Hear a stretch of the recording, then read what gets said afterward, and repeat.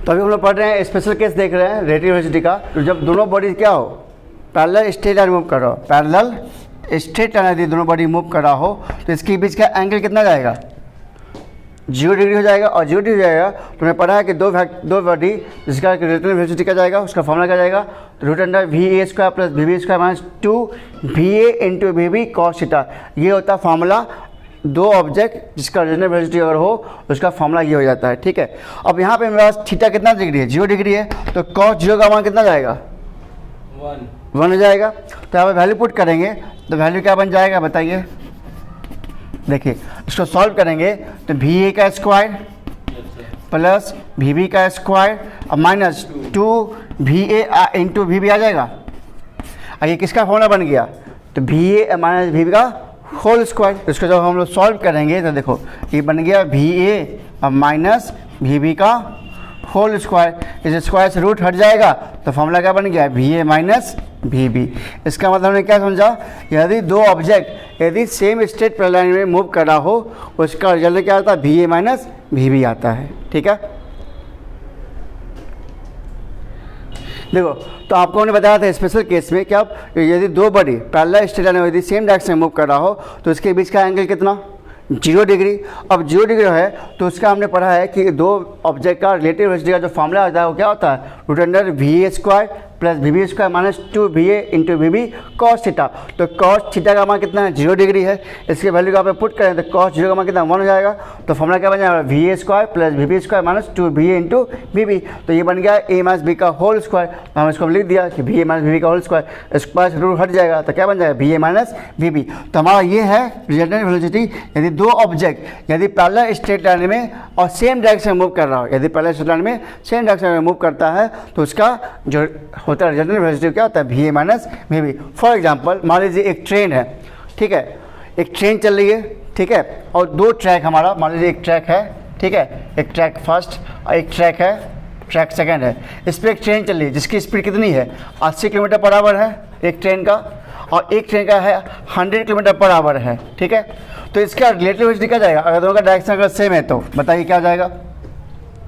अगर डायरेक्शन अगर सेम है, ठीक है, एक का स्पीड 100 एक का स्पीड 80 है तो उसकी रिलेटिव वेलोसिटी क्या जाएगी, 20 हो जाएगा। Very good. क्यों हो जाएगा, क्योंकि जस्ट मैंने पढ़ा है कि इस फॉर्मूला से कि इसका रिजल्टेंट वेलोसिटी क्या जाएगा यदि दोनों ऑब्जेक्ट सेम डायरेक्शन में हो। तो स्पेशल केस हम समझ गए कि VA माइनस VB होता है। तो VA कौन ज़्यादा बड़ा है, 100 है, 100 में से 80 घटा लीजिए कितना जाएगा, 20 किलोमीटर पर आवर। तो ये कहलाएगा रिलेटिव वेलोसिटी, ठीक है। अब इसको आपने फील किया हुआ, अब जो हम लेते हैं सेकंड केस लेते हैं, ठीक है। तो अब हम पढ़ रहे हैं स्पेशल केस का सेकंड रूल, क्या, when both bodies are moving along parallel straight line, ठीक है, इन द अपोजिट डायरेक्शन। अभी जैसे हमने देखा था सेम डायरेक्शन, तो अब यहाँ पर डायरेक्शन क्या, अपोजिट डायरेक्शन। यदि दो बॉडी, ठीक है, अपोजिट डायरेक्शन में मूव कर रहा हो इस तरह से, हमारा ऑब्जेक्ट A है, हमारा ऑब्जेक्ट क्या है, B है, ठीक है। तो इसके बीच का एंगल कितना हो जाएगा, 180 डिग्री। क्यों, कि इसका बीच का एंगल, एक का डायरेक्शन इधर, एक का डायरेक्शन इधर है, तो इसका एंगल कितना, 180 डिग्री। तो इसका रिलेटिव वेलोसिटी का जो होगा रिजल्टेंट वो क्या जाएगा, तो VAB, ठीक है, इक्वल टू फॉर्मूला क्या रहता है, तो VA का स्क्वायर प्लस VB का स्क्वायर और minus 2 into VA into VB आ जाएगा cos थीटा। ये हो जाता है resultant velocity of relative velocity, ठीक है, उसका ये फॉर्मूला हो गया।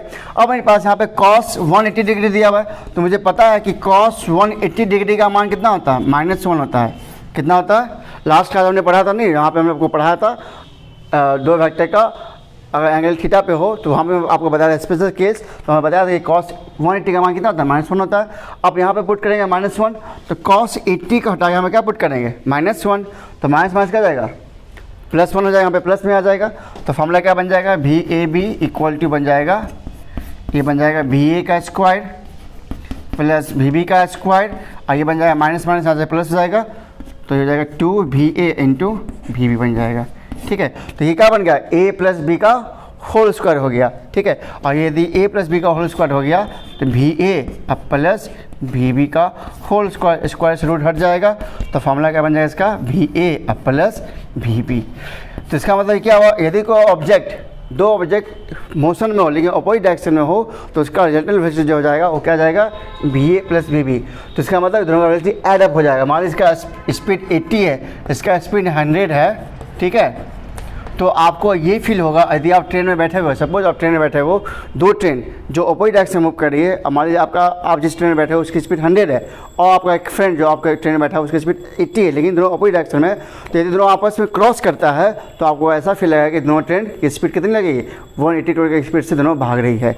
ये क्या लगेगा इसका रिलेटिव वेलोसिटी। तो मतलब दोनों को स्पीड का अगर जोड़ देंगे तो कितना जाएगा, 180 आ जाएगा और इसका हो जाएगा रिलेटिव वेलोसिटी। इसका मतलब यहाँ पे क्या समझे रिलेटिव वेलोसिटी में कि हमें दो स्पेशल केस आपने पढ़ा। पहले आपने स्पेशल केस देखा जब हमारा सेम डायरेक्शन में हो तो वहाँ पर वी माइनस वी करते हैं, और जब हमारा अपोजिट डायरेक्शन हो तो दोनों को स्पीड को जोड़ देते हैं। तो आपने जरूर फील किया होगा, आपने देखा होगा जैसे आप गाड़ी चलाते हो, ठीक है। जब गाड़ी चलाते हो तो आप देखो जो गाड़ी आपके इधर से जा रही है, आप जैसे आप आगे जा रहे हो, जब आप क्रॉस करते हो ऐसा लगेगा बहुत तेज़ से भाग रहे हो, नहीं। जब आप गाड़ी को ओवरटेक करते हो तो आप देखते हो जब गाड़ी से जब इधर से ओवरटेक करते हो तो आपको लगेगा उसके स्लो भाग रहे हो, उससे क्या भाग रहे हो, स्लो। लेकिन जब उल्टा जाते हो तो आपको लगता है बहुत तेज़ भाग रहे हो। फील क्यों कैसा अभी कभी फील करके देखना, जैसे मान लो आप किसी गाड़ी में बैठे हुए हो, ठीक है, तो किसी गाड़ी को ओवरटेक करते हो ना, बहुत तेज आपकी स्पीड है तो आपको बहुत तेज़ तो निकलेगा, लेकिन वहाँ पे आपकी स्पीड क्या लगेगा, कम लगेगा। लेकिन वही आप अगर अगेंस्ट जा रहे हो और आपकी स्पीड बहुत तेज़ है तो आपको लगेगा रॉकेट स्पीड से भाग गया, क्योंकि वहाँ पर स्पीड क्या जाएगा, एडअप हो जाएगा। क्या जाएगा, एडअप क्यों हो जाता, क्योंकि आप तो इधर भाग रहे हो और वो भी गाड़ी क्या इधर भाग रहा है, तो दोनों का स्पीड क्या जाएगा, इधर से बहुत दूर भाग रहा है, नहीं। तो ऐसा फील होता है रिलेटिव वेलोसिटी में, अपोजिट डायरेक्शन में आपका स्पीड एडअप हो जाता है और सेम डायरेक्शन में स्पीड सब्ट्रैक्ट होता है एक दूसरे के स्पीड से, जिसका ज़्यादा होगा उसका कम होगा, उधर का डिफरेंस हो जाएगा। इतना समझ गए। तो कल के क्लास में हम लोग पढ़ेंगे प्रोजेक्टाइल मोशन के बारे में, ठीक है। तो मिलता है नेक्स्ट वीडियो में।